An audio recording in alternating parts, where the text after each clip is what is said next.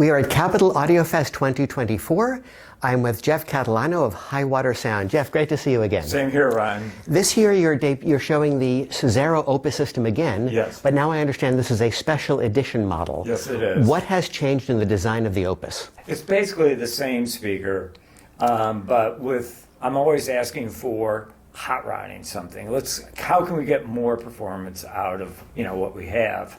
And so what these do versus the others, it's a different crossover. It's got silver mica capacitors. Wiring's different.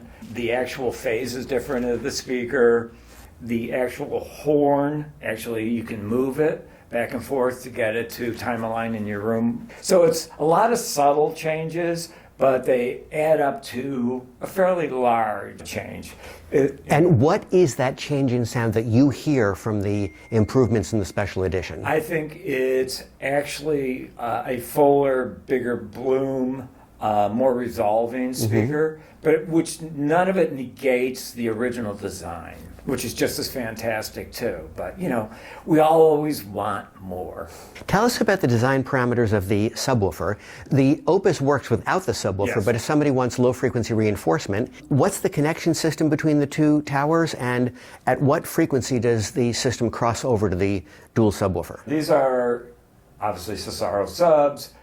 These are made not just for the Opus, but for a lot of the systems. So it's a standalone subwoofer that Cesaro offers. You could put it in anything. Like the Opus, Cesaro makes all the drivers, the compression driver, the bass driver. It's all done in-house. I don't know who makes the sub drivers, but he does not make those.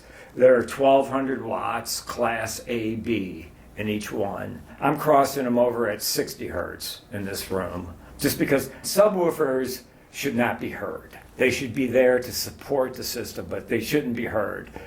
Since these are class A, B analog subs, I keep them time aligned. I think that's the best way to do it. If there are digital subs, they should be a little more forward because digital is slower than analog, which most people don't realize. The other thing with these subs, in a small room like this, people are shocked that there's such a giant sub, two giant subs in a small room. The right sub, or the left if you're looking at them, I have it at 180 degree phase. The right sub is at 90 degree phase. Have you been switching off in your demos between using the subs and not? Yes, and it's so much fooling people. They are like, oh my God, there's so much bass in here. And I go, yeah, it's pretty good without the subs. And I go, what? So it's kind of a placebo effect. You see the subs and you think, oh my God, there's great bass. If there's no subs, and people say, maybe they should have more bass. How much is the cost of the Opus system without the sub? $55,000. And the sub system? They're 25 each. 25 each, okay. Yeah. And I see you're using your Black Knight? No, this is the LS3. Oh. So this is basically distilling the Black Knight with the AC. When you would build up an AC table, it was like a mini Black Knight. Well, this is distilling that full-blown AC to the mini Black Knight, but on a much smaller footprint and at a much more reasonable price. I've seen this record weight before. Right. Is that the Dalby? Yes, the Dalby. Which model of Dalby is that? That's the Peruta Extreme. Very cool. Right, and this is the new the Jetta, which is half the price. And that came out of doing the research. Underneath the Xyler pieces and under the TW phoner, there's Dalby footers. And so that kind of grew out of it. It's kind of taking the footers and the Peruta and kind of mixing them together. Can you tell us what difference you hear, if any, between the two record weights? This is bigger, fuller, slightly warmer, slightly chestier.